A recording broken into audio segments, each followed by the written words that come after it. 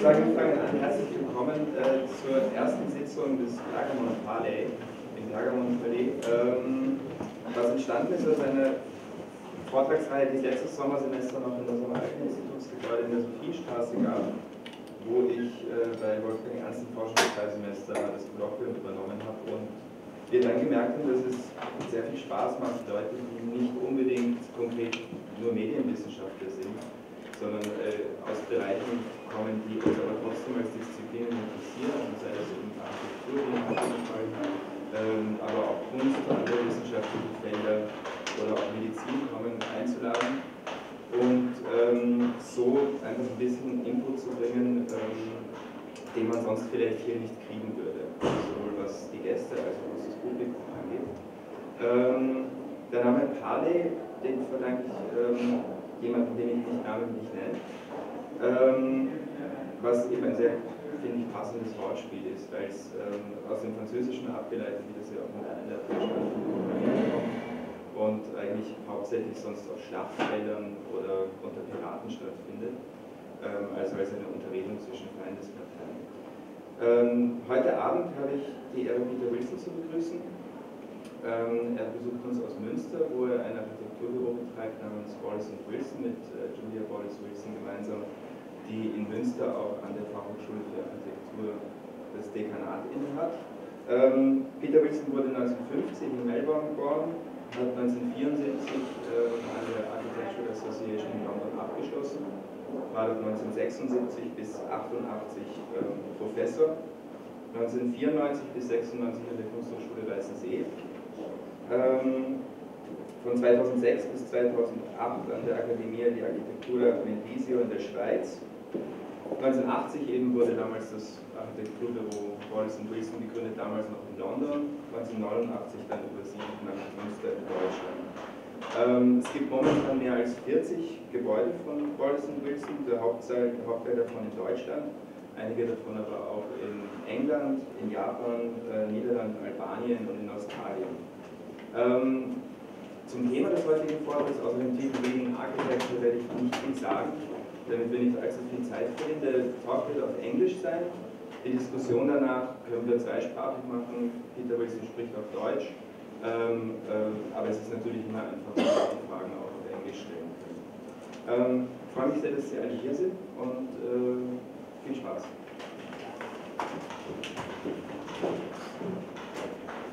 Ja, danke, Paul, für die Einleitung und die Einladung. Oh, das ist Deutsch, ja. I'm speaking to you as an architect. Normally my audience are architects, so we have a sort of Heimsprache, a secret language where we show hundreds of pictures and say this is, and everyone goes home and says great pictures. I think that's probably not going to work tonight. My lecture title is Reading Architecture. Paul was rather worried when I told him I was showing more than 100 pictures. But I think more than 100 pictures today is equivalent of 2.5 minutes television. I think we're all used to lots of pictures. We're all very quick at either absorbing or dismissing them in a fraction of a second. First of all, perhaps to define a difference between, say, cultural studies, an analytic discipline, and architecture, which is a discipline which implements what they do, and we basically change the world for better or for worse. To start, I'm showing a building. I don't want to show it in detail, but to show this is roughly what we do every day. We produce these buildings.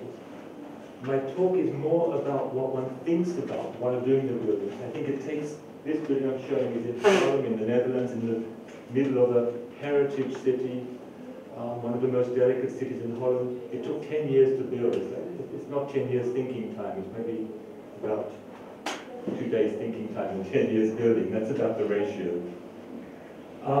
As an analytical tool, I would refer occasionally to a text which I value enormously by Jacques Rancière called The Distribution of the Sensible.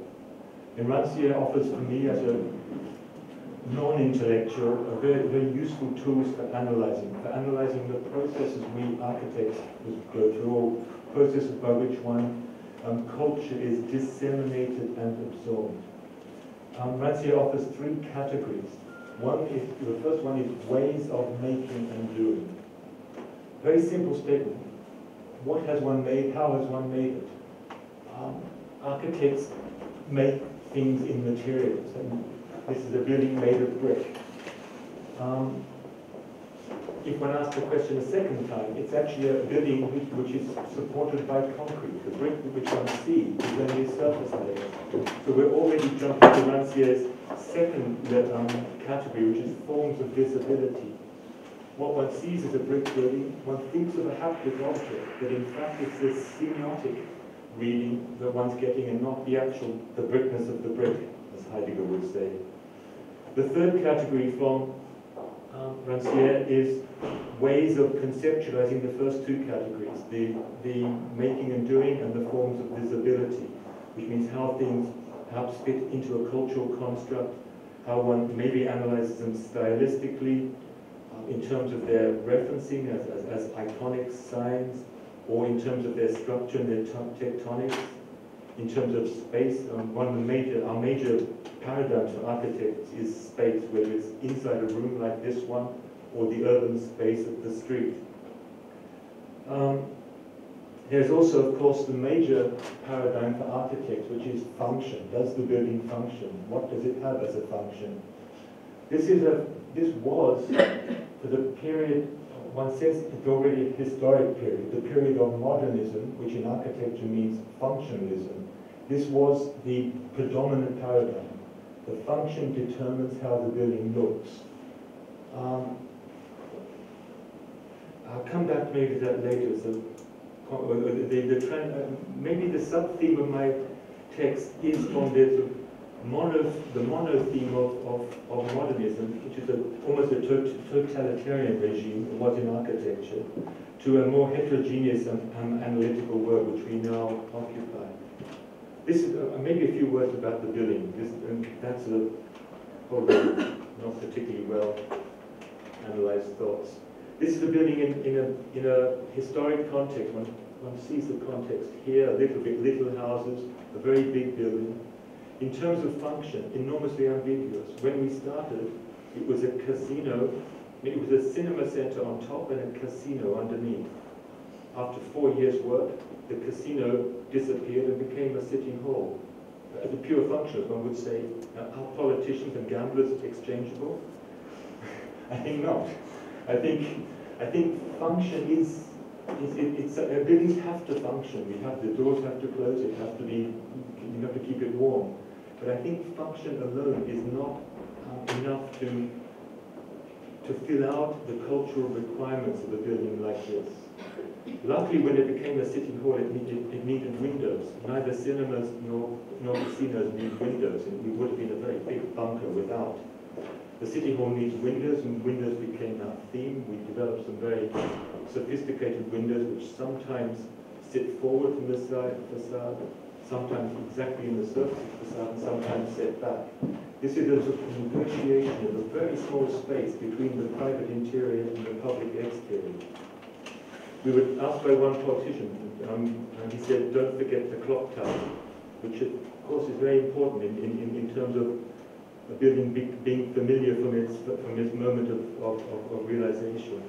And we were asked to incorporate fragments from a previous building on this site, these steel anchors and these 1950s sculptures, which for us was fantastic. They're like floating signifiers. They're elements from one time which have drifted on into the next time. It's a form of continuity of culture. I think this is part of our job as architects, not just to do bright, new, shiny buildings, but to do buildings which look both back and forward. This is one of the pieces we were asked to reintegrate in our building. We did not build it in as if it were our architecture. We held it in front of the facade, so it's quite clearly a second layer of significance in front of the solid brick wall. This is the same project. The dark red object is our building. The black is the existing historic city, very small scale. And the light, or the pink color, is part of a whole new urban master plan.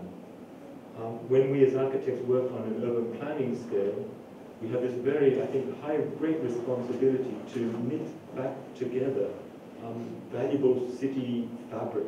In the center of Harlem, it has the church in the middle, and one knows the paintings by Ruysdael of St. Bravo in the middle and the flat Haarlemmermeer landscape. I think one has here a very major historic responsibility not to do a momentary gesture which in 10 years' time dates very badly. And here we're very careful about breaking the scale of the big object down to a smaller scale. That's quite a lot about one building. I don't want to talk that much about every building I show tonight. Maybe back to the Rancière's forms of visibility. For architects, our primary form of visibility is a drawing, whether it's a digital drawing or a hand drawing. Architects don't build buildings. They produce instructions for other people to build buildings. That means it's like a second-hand iteration. You heard from Paul that I was born in 1950. I belong to I was educated in a pre-digital generation. This is, for me, I think, almost a major theme of our work when one scans it from the start to what we do now. At the start, we drew our buildings with pencils. This is one of my pencil drawings. Now, everything in our office is produced digitally, except for my drawings, because I'm the dinosaur who still uses a pencil. This is a drawing of a building in Hamburg, Falkenried in Eppendorf in Hamburg. That's the drawing, that's the building. I think this is, with these two images, for me, it explains to me in two images why I'm an architect. That one sits at night time and does a little drawing on a tiny board, and 5 years later one goes and sees that almost that exact same space that one conceived as part of a city. There's a lot more things one could say about this building, but basically this transition from drawing to object is this magical, the magician would say hat-rabbit moment. The magician pulls the rabbit out of the hat, and you have a hat, and oops, there's a rabbit. Almost all architecture today is presented with digital renderings. I think that the digital is the underlying theme of what I'm talking about tonight as well, and how one reads architecture in a digital world. This is, I think, the only digital rendering I would show tonight, and I purposely left out digital renderings. We do them in our office. We do them when our investors say, can't you give the drawing a bit of bling? The investors use the word bling. There's sort of shine. Bing. Then people say, hey, great, it shines, I'll buy it. We architects are very suspect of this language of advertising. We're putting our work into this language of advertising.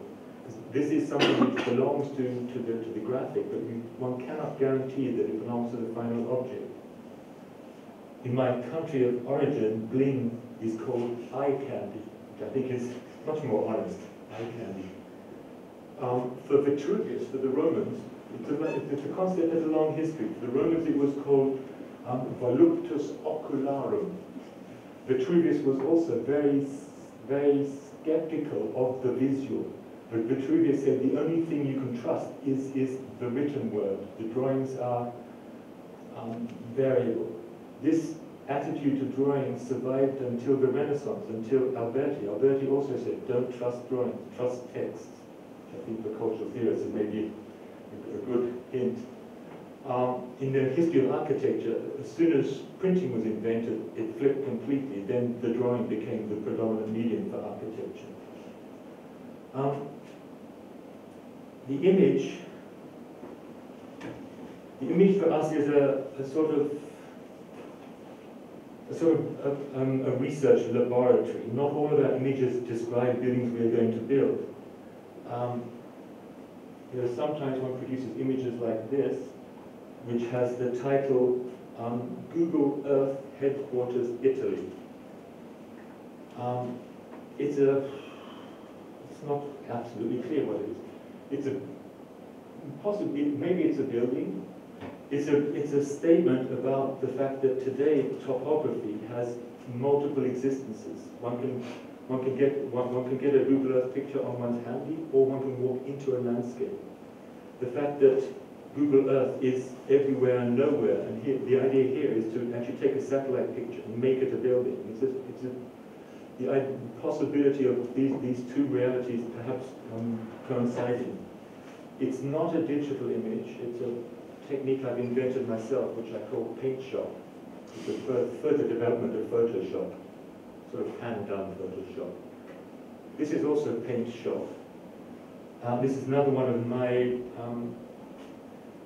my own images, which are research images. You can see the nights are long in Münster, one has nothing else to do. This is a sort of transhistoric image, or what Borges would have called a counterfactual history. It's a painting by the German painter Hackert from 1786 of Hackert himself and then two Englishmen visiting Etna. I've written a text also which is something like, one of them says, "I say, Hackert, is that your telefonino? I think you should use it to call Burke to tell him about this sublime experience." The text goes on, in fact, Etna did not erupt when they were there. It's a media experience, etc., etc. This is a sort of iterative dialogue one has with different technologies with different media.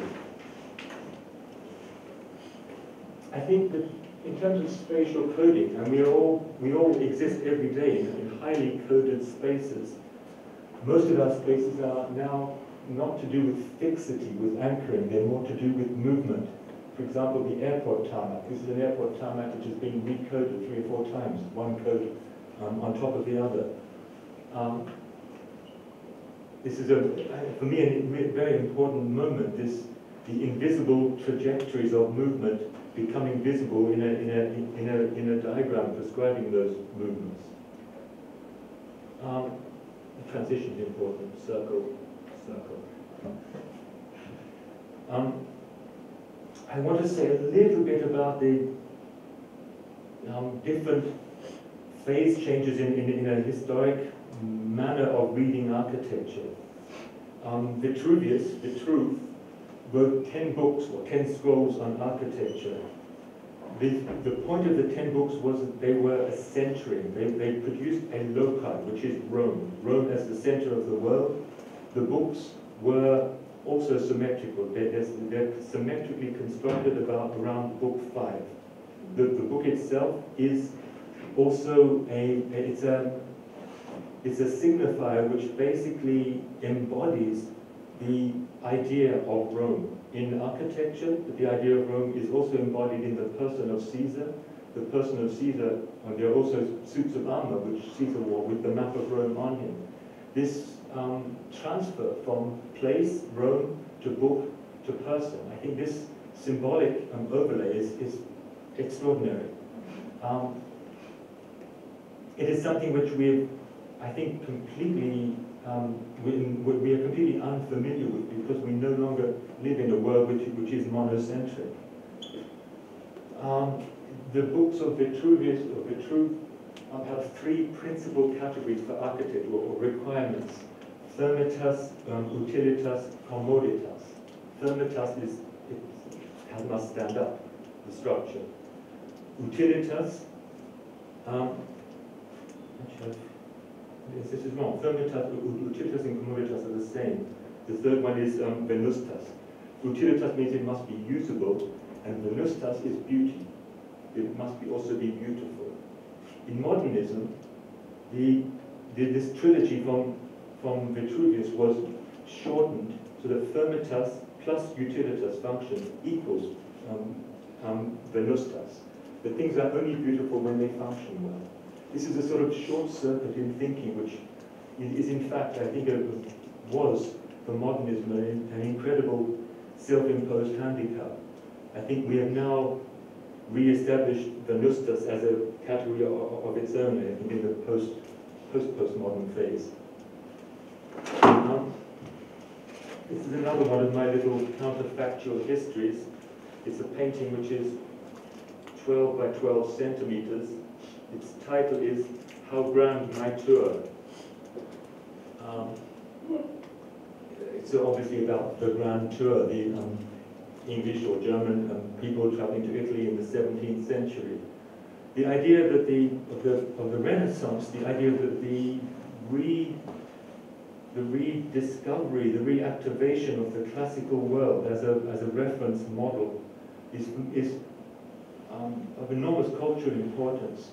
The interesting thing is that in the 17th century, it was also the time, or the 16th century, was also the time of the Inquisition, which means a book like Vasari's Lives of the Artist needed to be double-coded. On one hand, it was relating to the classical language and the whole classical mythology. On the other hand, it had a biblical structure, so it was basically could be read in at least 2 ways, but probably 100 more. The reason why I want to make a point of maybe the paradigm shift, which happened actually post-Renaissance, around 1750, is the point of the classical world all deals with signifies and signifying to a mythology outside the object, whether it's Greek statues or whatever. The English imported classical artifacts and tropes, paradigms en masse to England. They were already a mercantile bourgeois culture. The English landscape garden was first of all coded as if it were a piece of antiquity. Around 1750, they dropped the coding. Simply the object just became themselves, and the mode of reception was not to see the object in the garden as a signifier for a myth of this or that. It was the whole idea of subjective perception first emerged with the English landscape garden. The idea of the sublime, the idea that the beauty was not coded into the object, but was a function of the viewer themselves. In France, at the end of the 17th century, a similar paradigm shift happened. It was what's called revolutionary architecture, where objects no longer signified beyond themselves. This is from Claude Nicolas Ledoux. Ledoux and Boulez belong to a moment in architecture called architecture parlante. This is how I connect to Paul's theme, architecture parlante, which means speaking architecture. This is a house by Ledoux, which is quite simply revolutionary. It's a house which no longer observes the classical canons of mass or weight. It is obviously highly self-focused. Well, this is a detail from the salt works by Ledoux. The salt works which deal with water. When one deals with water, then this is Ledoux describing water in stone. It's obviously linguistic. It's not water itself. I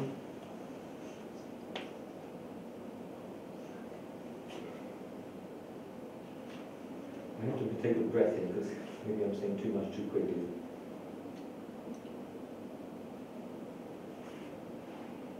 I show this image because when we first entered the architectural discourse, which was in the start of the 1970s, was at the moment when the whole modernist ontology had collapsed. Functionalism no longer, to use a metaphor, no longer held water.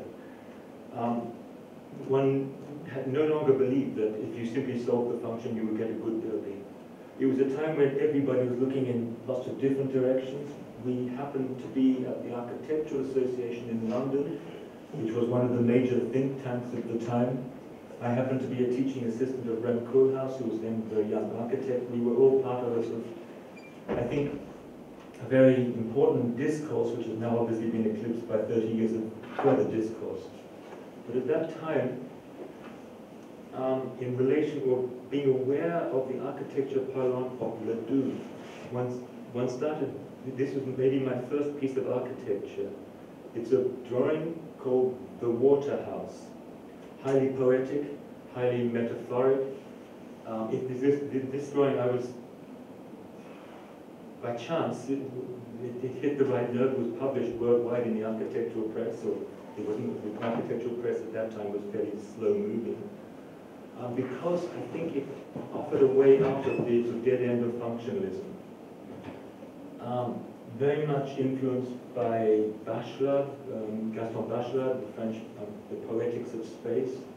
It's a building which is basically about the mass, the material, anchoring, about water, a mountain stream being domesticated and pouring out into a canal. For me, it was a sort of a start of my own architectural language. I make a big jump now of maybe 15 years to a project in Japan. What I would like to bring across is that this idea of a speaking architecture, of an architectural narrative, is something which has stayed within our work even in the later build projects. This is one of our early build projects, a house in Tokyo from 1992. This is 1992 Tokyo, and Tokyo was the sort of cool place to be at that time. It was before the bubble burst of the Japanese economy. Everything Japanese. It was the time William Gibson wrote Neuromancer.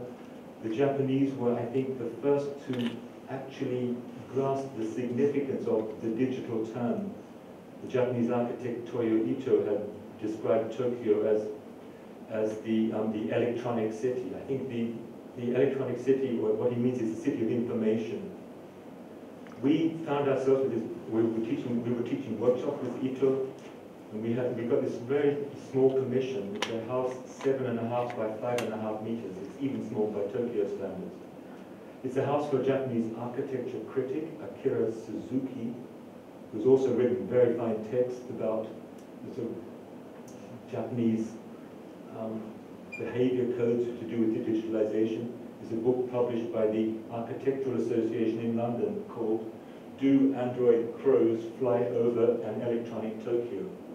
Obviously paraphrasing when you play Dick, do androids dream of electronic sheep? The Japanese were very savvy at the time. This is a house in Tokyo in the moment where one knew a paradigm shift was underway. One did not know what was going to happen. None of us had laptops, none of us had handies. We called this a house glanced by a passing ninja. The ninja for us was the sort of metaphor for the invisible media. And it's sort of everywhere. This room is full of it. If any of us put our handies on, we'll get 1,000 messages. The word glanced is obviously non-focused vision, but glanced also means sort of lightly touched. It's as if the front of the house is being touched by a ninja, a media ninja passing by. The black shape is not painted on. It's embossed 1 centimeter into the concrete, as if something has passed. And we thought this was pretty up to date at the time. The house is very small. It's a concrete box on legs. It has a parking space for a Mini. It has one window at floor level, Japanese sitting level, one window at Western sitting level, one big window like the eye of a cyclops, and one little window on the sleeping balcony. When it was finished, the owner, Akira Suzuki, sent us a fax with this. This is his image of the house. We recently met his daughter who grew up in this house, and we wanted to ask her, was she psychologically damaged by living with a child in the concrete box? She said, no, it's fine. And we said, how did you explain the house to your friends? She said, oh, that's very simple. It's a panda bear. I think this is fantastic, that we architects produce this text, and this is a coded building, and somebody else writes their own text. And a panda bear fits obviously to the Japanese schoolgirl language, and for all her friends, it was a panda bear. There are, of course, other ways of conceptualizing, to use Rancier's term, ways of conceptualizing this building, obviously with cultural traditions. This is a photo we received from Tokyo when they started construction. The client, the constructor, our contact architect, and the Shinto priest. And we were told the Shinto priest was installing an invisible pipe, looks quite visible to me, so that the gods of the site could leave the site during construction. We thought this is incredible. It's a 7 by 5 meter piece of earth somewhere in Tokyo, and this ritualizing of construction is something which I think one was really profoundly moved by. Apparently, they also told the gods of the site that the architect's name was Peter Wilson, which I'm very proud about.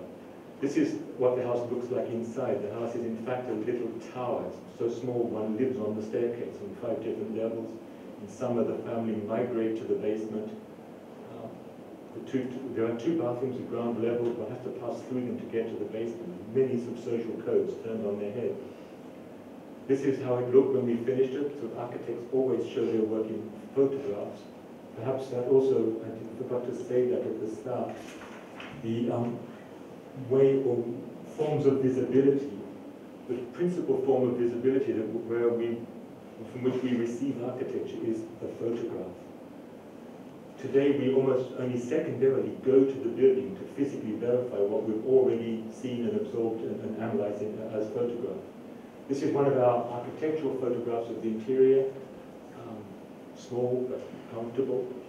This is a handy scan that our client sent us last year after 15 years living in the house. I like it very much because the house is simply background. What's in the foreground is daily life, all this residue, things they collect as pictures with a magnet on the metal stair. And I think this is actually the correct cultural position for us, for architecture. Architecture is not an artwork which sort of shouts and says, look at me, I'm a great building. Architecture is a facilitator of daily life.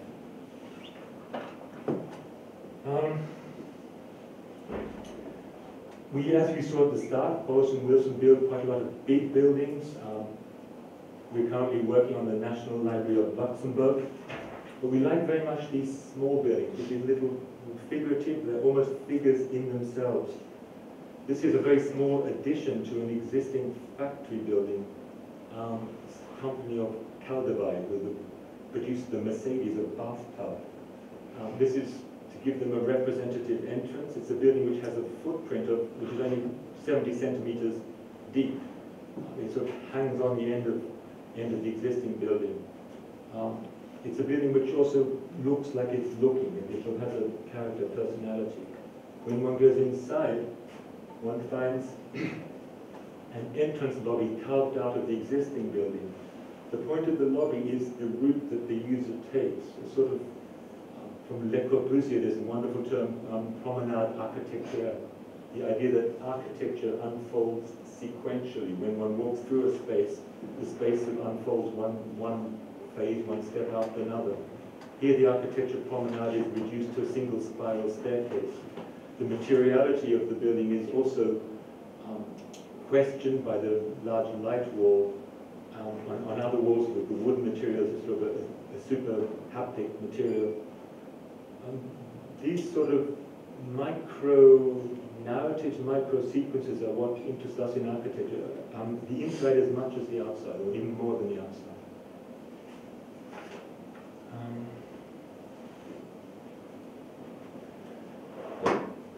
The subject, I said at the start, is sort of reading architecture. The question about whether meanings are coded into architecture, whether architecture is about revelation, about pulling the curtain back and finding a meaning behind, or whether perhaps the meaning is found in the folds and the pockets of the curtain itself, which means architecture perhaps is not extraordinary, but intraordinary. It's there to be found in the everyday rather than in the exceptional. Perhaps an example of an everyday architectural moment, famous picture, I think it's around the corner in the museum, of Schinkel in Napoli. Schinkel inside a building, inside a room, the window, this connection between inside and outside, the view of Capri, certain signifiers on the left-hand side, a Greek vase, etc. Schinkel is cognizant with the classical world. The curtain pulled aside as sort of the act of revelation. This transition from within to without is for us a basic architectural trope. To go back to some of my early work, at almost the same time as the Waterhouse, this is a drawing of my own, one can see it was a pre-digital time because one had sort of hours, days to do drawings like this. I had a problem, not unlike Schinkel's, with the window. I had just moved into a studio and needed a curtain. I hung a curtain up on a frame, and then rather than photograph it, document it, to make a theory out of it, one simply studied the curtain slowly, carefully. The qualities of light moving through cloth, I would now call it a sort of mimetic servitude. One is actually victim of all these folds and shades of cloth. The point of it is that seeing requires time. Seeing is something one has to learn. It's not just you look, you've got it. To actually find the depth of meaning or the sensate qualities of materials requires time and requires effort. This is a drawing similar but from the early 1980s, where already the whole postmodernist maelstrom of signs and symbols was underway. We were, I think, at the Architecture Association a little bit distant from it, following our own trajectory. One can see here that construction, the tectonic, has become a theme, but also the graffiti on the surface of a building. There's the idea of coding or a building being a carrier of codes which are perhaps applied later or have other meanings. This was it was called an artist pavilion. It was for an art collector in Northern Ireland.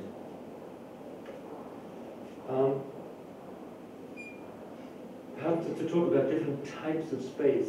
For the Greeks, the world was animate. It was full of invisible forces, which perhaps through religious processes became visible. I think our world is also full of invisible forces, whether they're digital, informational. Our world is also full of trajectories, people moving through city spaces. I think in this sense, the architecture is what stays. The architecture is the background to the comings and goings of daily life. This is why I think the more we move into a transient digital world, the more we as architects emphasize material and emphasize mass and weight and material. There's a very fine statement, I think, from Gertrude Stein, where she wrote, "These, having appeared, stayed in their appearance." This staying is something quite rare in our current world, where everything changes quickly. I think we architects work in a very archaic discipline, but our task is to do with things that stay. This is a little page from one of my sketchbooks, which is again exploring that Schinkel moment, the inside, the outside. We were obviously staying in a very nice hotel on the Amalfi coast in Ravello. The view from our bedroom to the balcony, to the breakfast table, to the landscape. But this idea of actually moments of one's normal life, getting up, having breakfast, are also little experiments, little tableaus in architecture. I'm jumping back and forward a lot. This is another drawing of mine, this time also, this is from about 1980. What's it about? It's a column, two figures. It's obviously about the sensate. It's about the relationship of the human body to the column.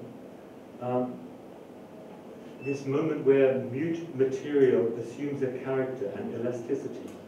I think this is the moment where one has left modernism a long way behind, where one perhaps relates to a Pompeii figure. The male figure is myself as a younger person with hair on his head. The point here is this re-scripting of material with a sensate narrative. The idea of the figurative, sometimes one draws little pictures. This is a sketch of mine of a painting by El Greco, the only known picture of Palladio. It's called possibly Palladio. This is Palladio's theatre in Vicenza. I think we come here to forms of visibility again. Complex building, enormously complex. The stage is to the left. If you don't look at the stage, if you look at the ceiling is the sky, but it's not the sky, it's a simulated sky. The figures are classical figures which all have their allegorical double elsewhere or in the world of mythology. For us architects, a major reference. If one does a sudden jump in time, this is Vicenza photographed from an aeroplane. One sees in the corner of the picture a slight curve, the window of the aeroplane, which is almost like the curve of Palladio's theatre. It becomes the frame, but the frame is no longer fixed in one place. The frame moves with the viewer in the aeroplane. The colors, this pink sky that one sees here on Palladio's ceiling, these are cities below cloud in northern Italy. what the Italians call la città diffusa, the city which has exploded, which has just spread across the landscape. I think this distance from Palladio to la città diffusa is something we have to take into account when we discuss architecture today. For example, when we look at a building, usually we architects go to see a building because we've seen it published in a magazine. So one is going to verify an image one has already seen.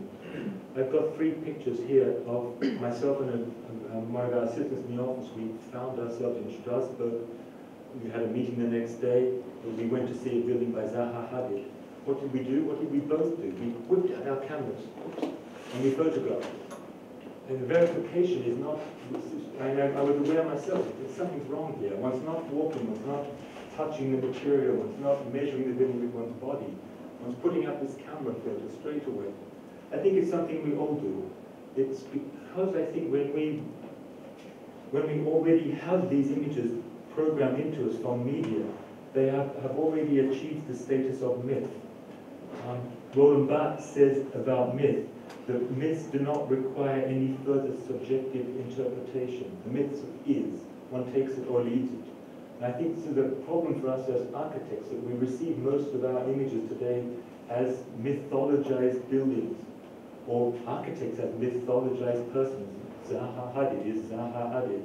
She is like Picasso, not placeable in history, but placeable in, or describable only in relation to her own oeuvre, as a sort of a floating body of floating signification. I would like to talk about maybe a different reading of architecture, quite traditional, this genus loci, the spirit of a place.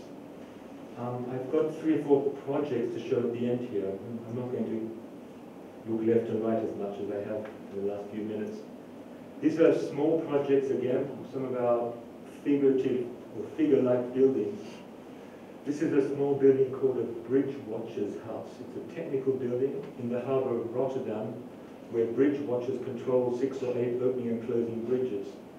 When it was first built, it was stood by itself as fantastic, as if it's in a new built world with a huge landscape around. Obviously, the ship captains have a different view of this building. They see it on their radar. In fact, the people in the bridge watcher's house see the ship captain on their radar as well. They sit with their backs to the window, and they have visual contact with the harbour around them, but in fact, their principal source of connection and control is mediated through digital technology. This building was built 15 years ago. In the meantime, a city has appeared around it. There it was the only object in the middle of the prairie. Now there's a tower in the background by Renzo Piano, and another one right beside our tower. There's the Erasmus Bridge by the Dutch architect Ben van Berkel. This idea of buildings growing into their site, of almost becoming their site, I think this is to do with the continuity of architecture. You see it in the bottom right-hand corner, this bridge watcher's house. At this point, we here had the commission to landscape the whole waterfront. We later won a commission for a theatre, the big red object at the back. I'll show you in a minute. But first of all, we were landscaping the waterfront. There's also a little red object on the right-hand side, which is called the Tower of Electronic Numbers. I can put that in a minute. The landscape itself, we coded with some large numbers in stainless steel plates. They were, in fact, the number that this key had when it was in use. When keys in Rotterdam are no longer usable by ships, they lose their number. So we engraved these lost numbers in the key. We also built this figure, which we call Rotterdam Man, which I think nobody's ever noticed that is there. And certainly the street cleaners don't keep Rotterdam Man clean. We had some street furniture, large white rock-like objects, which lots of other people also see it as their responsibility to inscribe with micro-narratives. And at the other end of the key, we built a small object, the opposite of this painted number or the built-in numbers. This is called a tower of moving numbers, of digital numbers. It's a little object which was put there when the new urban district was underway or being built. a little tower which contains 5 LED boxes. These are the drawings. It's like a bird cage. The LED boxes are like budgerigars. These are the happy budgerigars singing digitally in their cage. One of them was the time. This was the world population, which burnt at one end like a cigarette as babies are born. This was 0, 0, 0, 0, 1, 0, 1, digital. These were random numbers. This was the temperature, which ran around in a circle. And this was, we thought here we were dealing with architecture which has moved into the digital. After 10 years, each of these LED boxes, one after the other, died. They contracted digital Alzheimer. They sort of went fuzzy, the rain got in. This is a piece of scrap, one of those bits which was salvaged. I think what we learned there was that digital technology is quite different to a building made of brick or stone. It has a built-in use-by date, a time span. The programs used for this piece no longer exist. The technology has moved much quicker. What happened was that the city authorities of Rotterdam rushed in and cut off all the boxes. They castrated our digital tower. We have our own narrative for what happened. Right next to it, one sees in this picture, Renzo Piano built one of Europe's biggest media facades. And I think our tower committed suicide out of embarrassment, so it lost its numbers. We've now negotiated with the city to actually put one box back. So now the tower blinks with a sort of reduced speaking capacity, just a simple 0. It's rather like Carl's email address, 0, 0, 0. But it's still there. We managed to give it a life, a further life. This is a sketch of the location of it's called the Wilhelmina Pier in Rotterdam.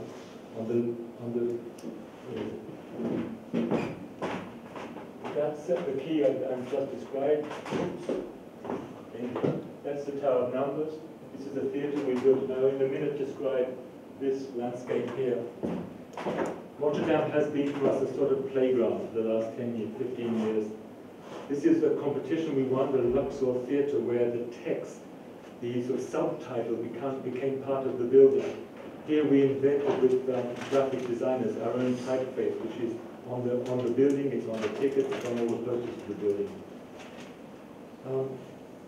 Slight deviation. We're now to the subject of some subtitles of text. This is a tiny project, super functional, in Münster, a little pumping station. It's like a functional cousin of our waterhouse. It's part of a system to clean street water and put it back into a sort of ecological landscape. The box on the left are the pumps in a vitrine, so one can see them, one can see how it works.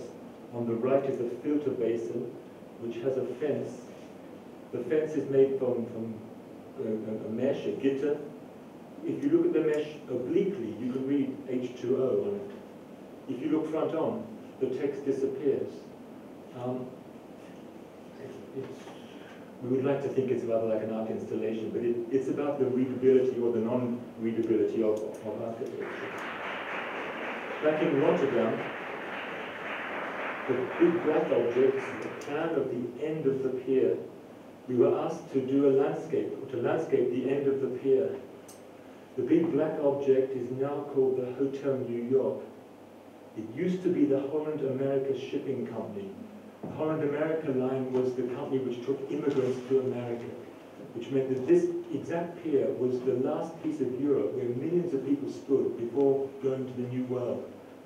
The Hotel New York has Holland America written in gold on its facade. We were asked to do a landscape here, and the first thing we decided was to make the edge of the landscape absolutely straight, like a horizon. The idea was that if you looked across the horizon, you could almost see the towers of New York.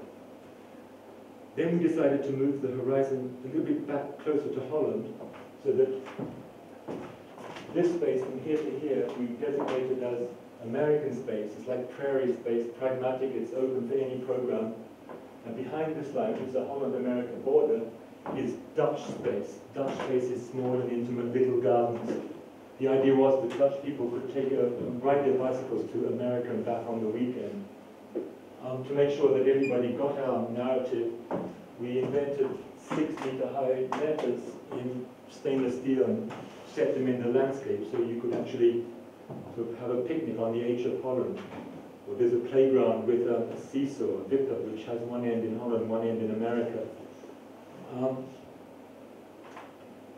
Everyone liked the idea, except when I went to America, people thought I was making fun of Uncle Sam.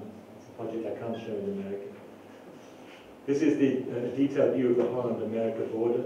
We also have on the border a tightrope for people who can't decide which side of the border to walk on. This is the Dutch side, the Dutch landscapes. At a certain point, we were asked to integrate 2 ventilation shafts for an underground car park below. It's a car park by Norman Foster, Lord Foster.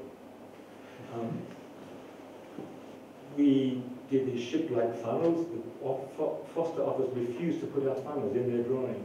So we now refer to these funnels as the Foster Titanic effect. This is the Dutch gardens of bloom in spring with the Foster Titanic ship funnels. This is people on the Holland side of the border. One sees the tightrope on the border. You could walk along if you cannot decide. Holland is full. America is here quite less full. We also designed a pavilion on the right-hand side. For these inscribed landscape, our image is obviously this drawing, one famous drawing by Sol Steinberg. It was like a collapsed topography. It's New York in the foreground, then the Hudson River, then Kansas City, then California, Pacific Ocean, Tokyo. And the streets of New York, 10th Avenue, 9th Avenue, etc., are written on the ground. When we finally came to build America, I must say the Dutch built Holland straight away, and it took 4 more years before we got the money to build America. We had a long time where we thought America would remain unbuilt. Shortly after the 9th of September, an American warship docked here, and they put up a security zone and actually claimed part of unbuilt America as American territory. Finally, we got to build America with the large A for A in the ICA, IKA in Dutch. It used to be spelled with a K. This is 14th Street in fog in winter, Los Angeles in winter, Utah in winter, the L of Holland, the I of America, the border, the O of Holland, the K of America. Towards the north of America is obviously Canada.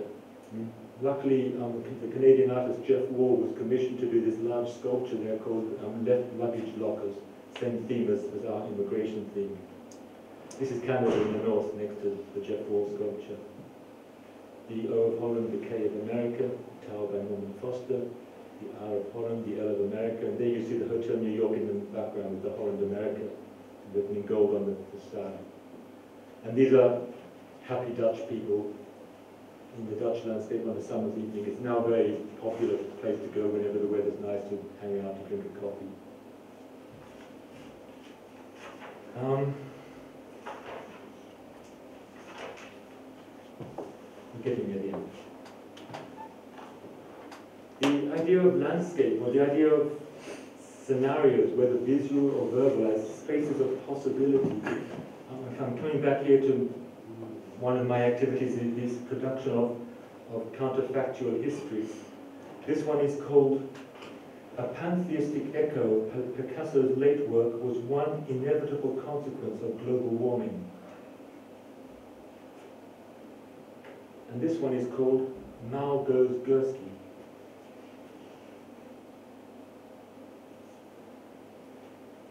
I think one of one's roles as an architect or as a creative person is to actually think outside this given framework of the normal.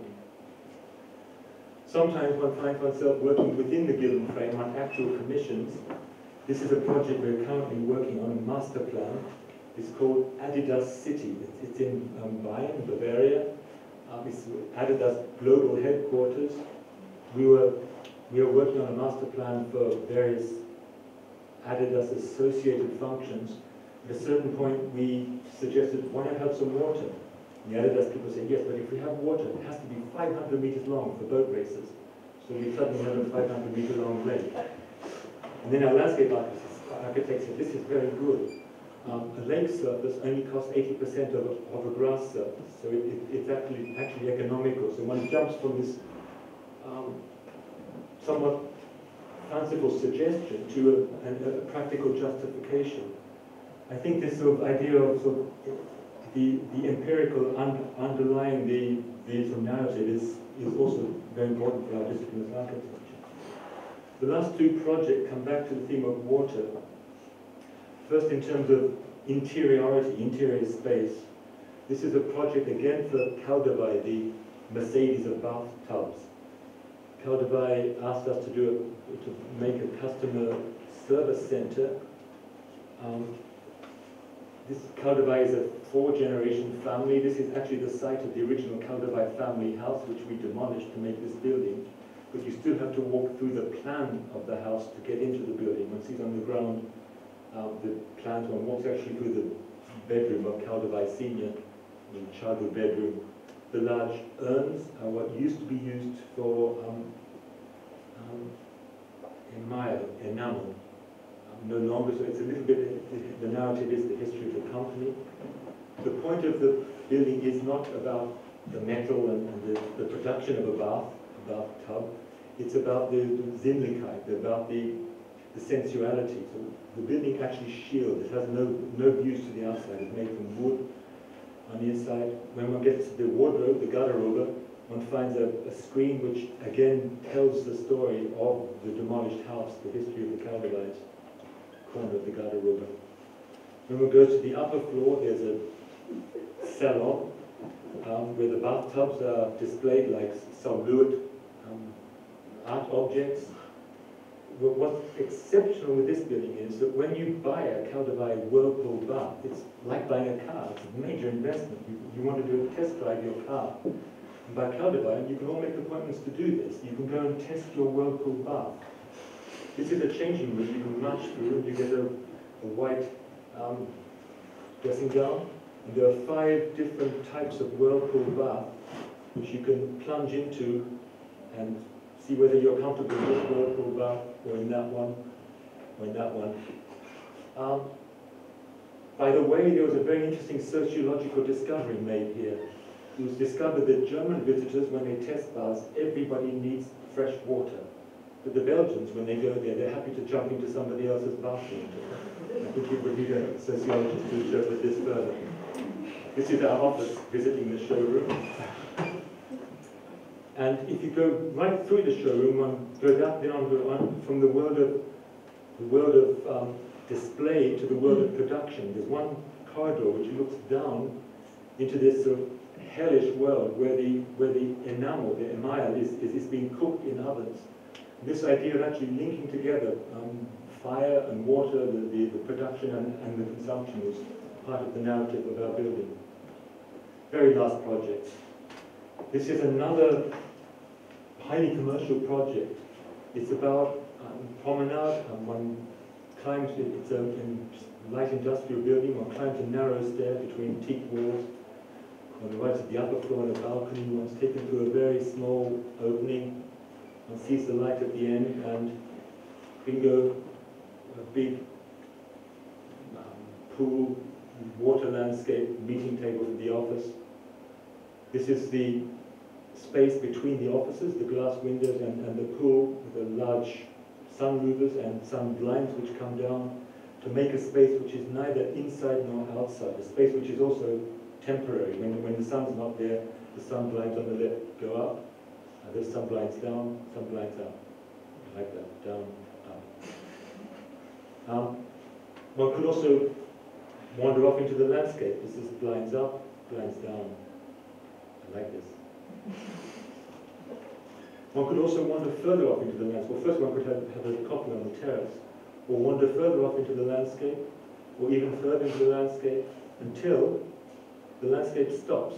It's like flat earth theory. Oops, no more water. There's a normal suburb. Because in fact we are here on the roof of the building. The landscape is the artifice, and the building is the facilitator. This is in fact a warehouse building for a furniture company who have 40 shops around Germany. This is their distribution center. the owner whose office we built came back from Bali and said, like, you must have an infinite pool. And we said, please don't make an infinite pool. It's technically very, very difficult to make a pool with a 60-meter long edge, which is within 1 millimeter accurate, if it's not, all the water pours out. But we did it. We had to get a water engineer to investigate the possibility of tsunamis. And there was a possibility of mini tsunamis of 40 tons of water with a big wave going over the edge and crushing the whole building. This is a section, a cut through the building, where one sees the landscape on the roof. And the lower 2 floors are simply warehouse, a delivery truck on the right. Basically, this is a very enormously functional building, but with this sort of added quality, which almost nobody knows about. It's the owner only takes special guests up there.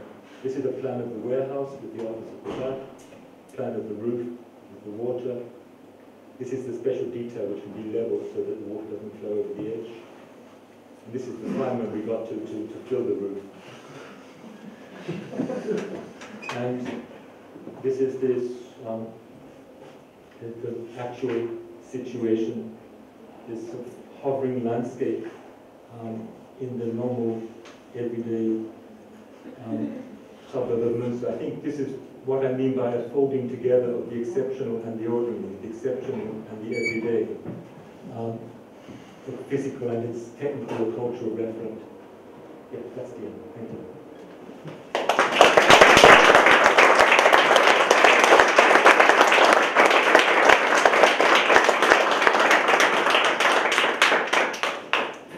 Questions?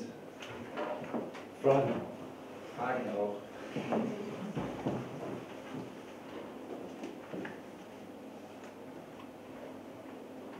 Das ist ziemlich viel, oder? Ja, also ich fange auch mal auf Deutsch an. Ich fand es sehr interessant, wie du es gerade gemacht hast, dass du sozusagen von dieser ganz grünen Definition von einer bestimmten Form von Funktionalität bei dem Buch dann weitergekommen ist über das Ende des Modernismus und dann auch gleich Postmoderne in eine Gegenwart, die mir aber jetzt noch nicht wirklich klar geworden ist. Weil, also ich komme mit den unterschiedlichen Konzepten des Lesens noch nicht ganz zurecht. Wir haben etwas erlebt, das sich irgendwie als Text abspielt oder das dann wie erzählt wurde nach der Gutenberg-Revolution das Bild in die Architektur bringt. Dann haben wir aber eben auch erlebt, wie sehr stark mit dem Text als Bild gearbeitet wird in verschiedenen Entwürfen. Vielleicht könnte ich da noch ein bisschen mehr dazu sagen. Ja, das ist absolut korrekt. Vor einer Weile haben wir mit Text gearbeitet, weil wir haben angefangen mit bildhaften Objekten, mit der Hoffnung, dass man Architektur lesen kann. Aber man kommt ziemlich schnell auf das Ergebnis, dass klassizistische Architektur konnte man früher lesen, weil jeder die gleiche Sprache spricht. Aber jetzt, wenn jeder auf ein Gebäude schaut, jeder hat seine eigene Interpretation, ob es ein Panda ist oder ob es ein Ninja ist. Das heißt, etwas verzweifelt haben wir angefangen, Untertitel auf die Objekte draufzubringen, H2.0. Ich glaube nicht, dass wir einfach eine Architektur heutzutage machen kann, das entziffert werden kann, wo jeder das gleiche Bedeutung davon rausziehen kann. Das finde ich ehrlich gesagt nicht nötig. Ich glaube mehr in eine Art phänomenologische Wahrnehmung, wo jeder, wenn er das Objekt eintritt, seine eigene Realität quasi aufbaut. Das heißt, die Objekte jetzt, die impliziert Interpretation, aber die liefert es nicht. Okay. But how do you prevent the text that you put on the buildings from becoming like the raw data? That it just recedes in the background and it in fact becomes mute? It does. I think most of the text, and people don't read the text as signifier. But occasionally, I think it's. I think one could refer back to Walter Benjamin there, where Benjamin made the difference between art and architecture. That art, one perceived in a concentrated form. I see myself seeing the artwork. It's a reflective process. I'm consciously doing this. Whereas architecture, I think one takes on board, or as Benjamin defined it, in a distracted state. One is not actually saying, now I'm experiencing architecture. But I think one walks up a stair with one's hand on the handrail, or one leans against the wall or not. I think as Benjamin described it, over a number of visits, gradually one learns a space. Perhaps one never actually gets to the point of consciously seeing it as a received image. But what we hope to be doing is leaving these clues dotted around for people to pick up, perhaps or perhaps not, or perhaps on the 10th visit. Yeah, it's a very... You started the presentation saying that you wanted to use space as a paradigm. I understood that to use space as a paradigm for communication. But it seemed almost that it was, and then you showed the Louvre fountain where you made a distinction between symbols and language. So I was trying to understand through the presentation how space was used as a paradigm rather than linguistically through space in the architecture. I think you're right. The space would be a different lecture. I mean, my subject, because of Paul's and Parley thing, is about the reading. Space is an incredibly difficult subject to talk about secondhand with images. Space is something which one really has to experience firsthand, corporally, bodily.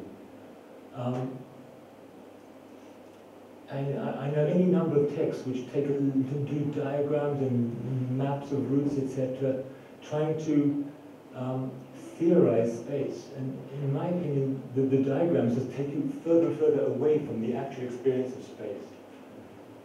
I would like to believe that our buildings do entail a certain amount of spatial unfolding, but even for me to say that would be preempting the question. I think the point of architecture is that you actually have to go there. This is what differentiates it from media. Media comes to us wherever we are. But to really get architecture, you have to go to that particular place and have to bodily experience it. But what you get from it is your space, not the same space of everybody else. I think you're quite right. Spaces should be the issue, and it wasn't the subject of my talk. And I would be very nervous to give a talk on space.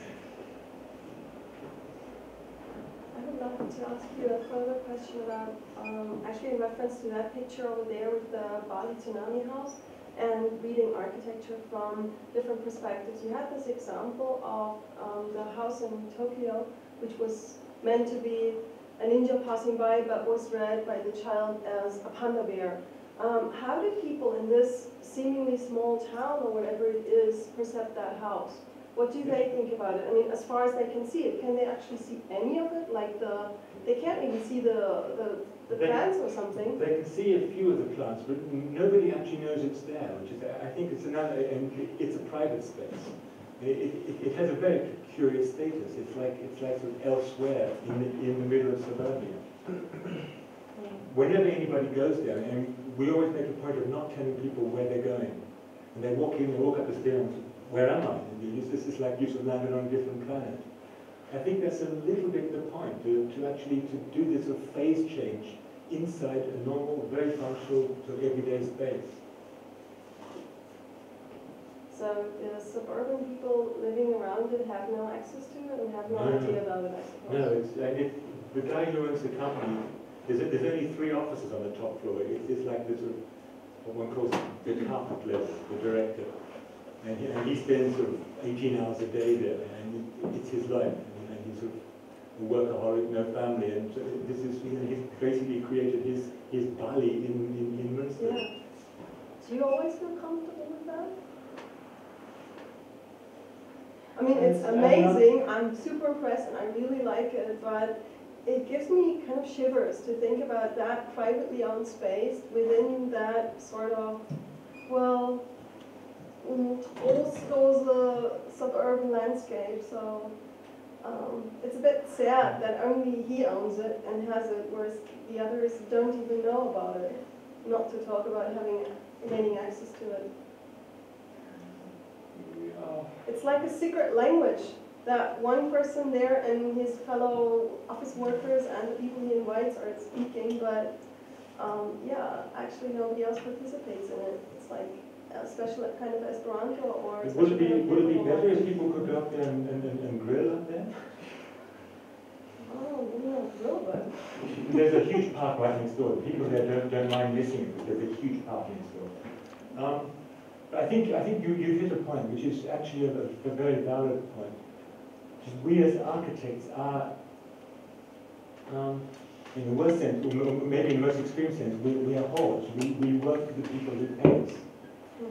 One has often a hidden agenda of making things more public or of delivering qualities which the owners don't ask for. But I think every building, because it occupies public space, has a certain degree of public responsibility. I think we try wherever possible to deliver that, especially during a public building, like we've done the City Library in Münster, which is the most visited public library in Germany over the last 18 years. I think because of the quality of the space, also because the librarians are very good. I think that there's a it's what's called a sort of Hobbesian social contract. One has the responsibility to be responsible to a wider public. But at a certain point, there are cut-offs, and I think we will be fooling ourselves to believe we're living in a democratic world where everybody has access to everything. There are certain exclusive places, and these exclusive places are to do with affordability.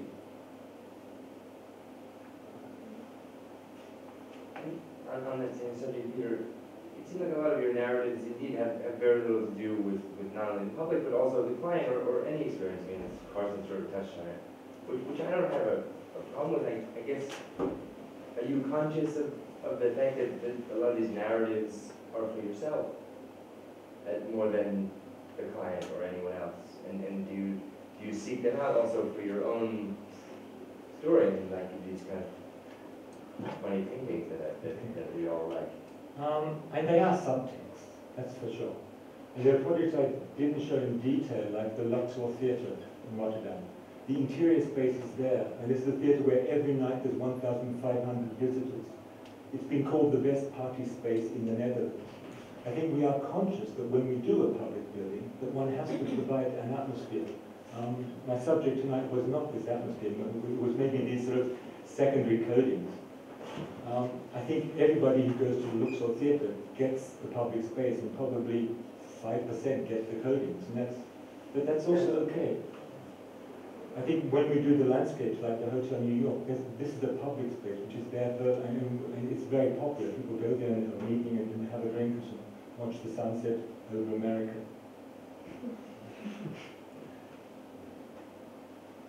I have one more question to linguistics in the architecture. I try to imagine how the Poland America reads in a space, actually, not in the photograph, and how the letters appear when you do actually walk there, and how you can read or misread the signs on the ground. I mean, with Canada, you won't have a problem because that's small and that's not that much interfering with other, I don't know, plants or something.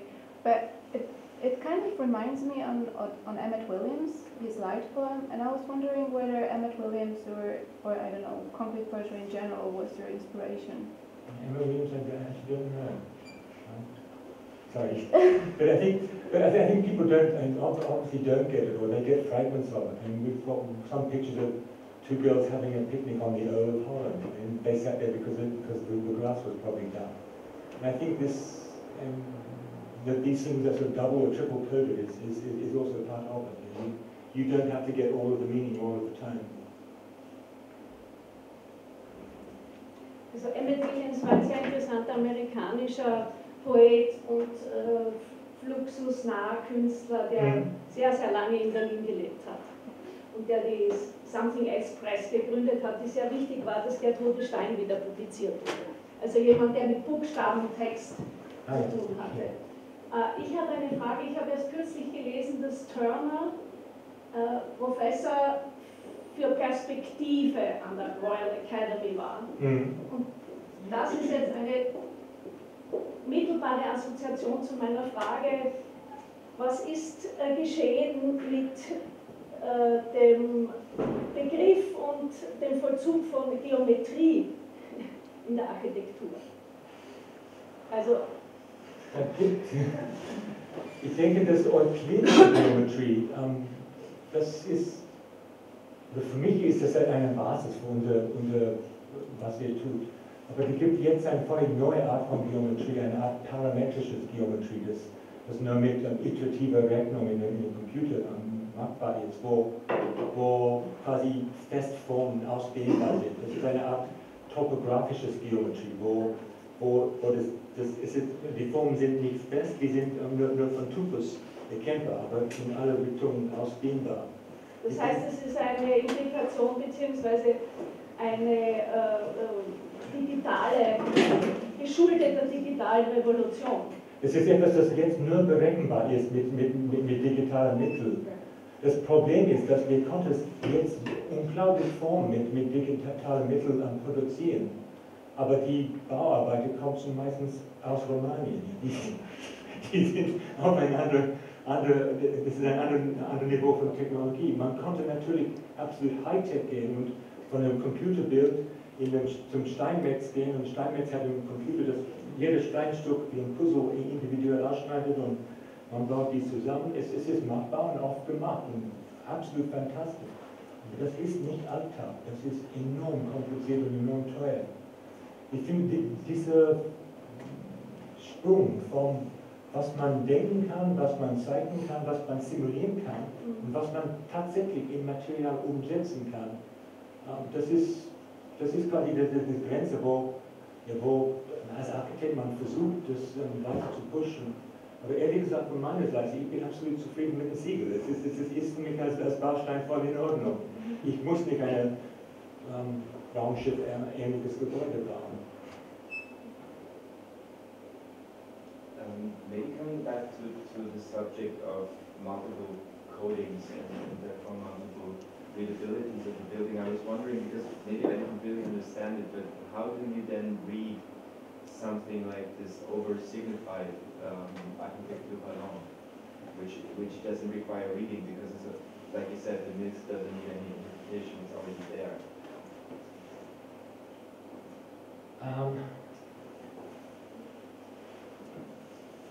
It depends which way. If I was talking about Etienne Louis Boulet, his objects were simply huge. And it was like works sublime. One was simply overwhelmed by the grandeur of it. You get a monument to Newton, which was meant to be the universe encapsulated in stone, which is in itself tautological. The universe can't have a particular scale.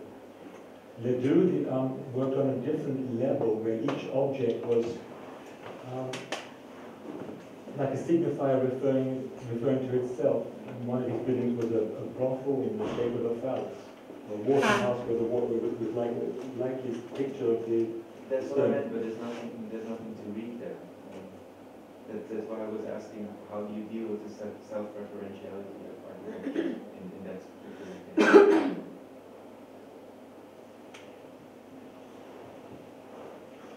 Now, the self-referentiality means like a brick is a brick is a brick. It means like it's a perfect signifier. It's something that refers only to itself. I think this was a particular moment. And Architecture Parley only existed for 20 years. Yeah. I think significant is the break with classical signification. It's called revolutionary architecture, but it all happened under the Ancien regime. I think what's interesting is that it was a particular French trajectory. The English were far more pragmatic, and they were colonizing the world. They didn't have time for making statements in stone. The English quite simply borrowed everything from Palladio, so that was their colonial style. They didn't have to think anymore. Colonialism equals Palladianism. Or in fact, Palladianism for the English was a reference back to the Roman, empirical Rome, the Rome of Augustus. It was like a validation of their colonial enterprise. I think what's interesting with the French is that it's a part of the whole the encyclopedias movement and the Diderot, etc. That it's all tied in together. It's also tied in with the Marquis de Sade, which is with this sort of categorization of sort of uses and abuses people make of each other. I think it is a very curious mutation, but the fact that at a certain moment there was the idea that architecture could speak, and it was for me simply, or for us as students at a particular time, it struck a chord and basically set us off on a particular trajectory, maybe a failed trajectory, and most of our time is spent on talking to building contractors about prices of buildings, and this sort of conversation we've had tonight, we simply never have in our office. I don't even have it with people who work in our office. It's basically a conversation I have with myself, and I'd glad to make you all victims of it tonight. So maybe one way to think about it is Japanese modernism. I mean, for me, I was just in Tokyo for 3 months, and it's astounding how textual the urban environment really is, even for someone who doesn't speak Japanese. It's just very much alive with text. There's text everywhere, and very few photographs, which surprised me because we associate photography and all of the great electronics revolution in Tokyo, but it's very much still print-based culture as well. I mean, magazines seem very much alive. People reading books in the subway and things. So, but I think it's useful to think about how Japanese technology, modernism, there was a signification that that is still present. There's not meaning. In other words, it's not necessarily meaning-based. But in what drew Roland Barthes, of course, to Tokyo was this engagement with text. But when I read his text now, there's a kind of preciousness to the way he approached Japanese. I found Tokyo very gritty and very kind of tough, although of course the people and the politeness is all there. But there's almost a brutalist quality to the architecture as well. But I think we're interested in this in terms of Medienwissenschaft, because we're interested in this transition from a kind of literate-based culture to something that became more media technology-orientated in 1900. So this transition that is associated with modernism, of course, this transition to technology and the building as a technical object, I think is important to see that modernism was this transition to more of a technical object versus an aesthetic object, which is the signification. But the transition, I think, is, I mean, you hold a very interesting the disjunction in the 70s in London with the text. It was very much an engagement with text, with Rainer Banham and Ron Koolhaas and Robert Venturi, which I see. We don't like to refer to. This engagement with graphic media was so important during this time period, but it was also this transition into more of a focus on media and communications as well. But the project that most startled me in terms of conceptual issues was the building that is seen on the radar screen of the boats, because this for me is the architecture becomes something that's much more of a signal-based structure. So I was wondering if you were able to incorporate some of those conceptual ideas into the building itself when you were thinking about how the building would function. And whether you were able to kind of have a relay between this idea of the building existing as this signaling device, just in terms of imaging and drawing, as you talk about, and how all this how all this is transformed in this process. I think we often use the word sort of figure, that the building itself is like a figure, a single figure sort of standing on a stage, like the building in Rotterdam is like it's on a stage. And as a figure, it has a character. That character is always totally intertwined with the function. The point of the Rotterdam building is that the bridge watchers have to be at a height of 15 meters to be a ship captain's eye height. So we didn't need any building at ground level. We only needed a staircase to get up there. And that gave us the building form.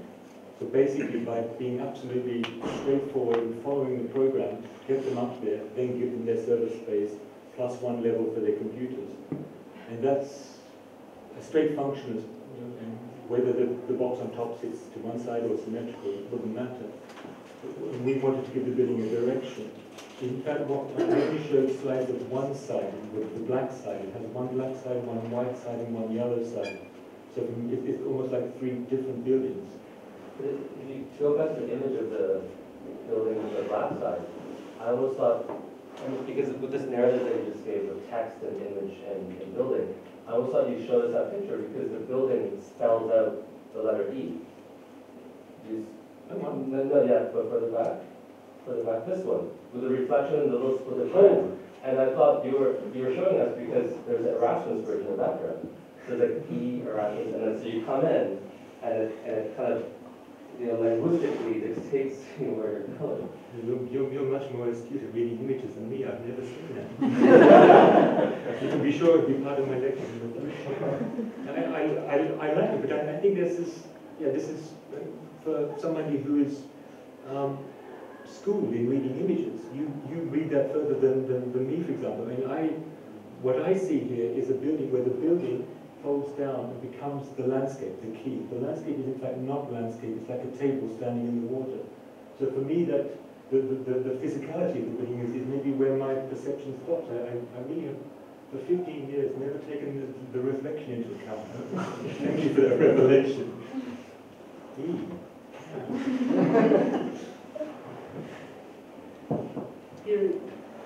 you still think that it's not okay to say something about Robert Venture? No, I think now it's okay, right? I think so, yeah. I mean, it was definitely not okay for a long time. I think it's still not okay to talk about Charles James, but Venturi is okay. When we were at the AA, Charles James was teaching the history program, and none of us took him seriously. We didn't go to his lecture, and we made jokes about him, which I'm still quite proud of.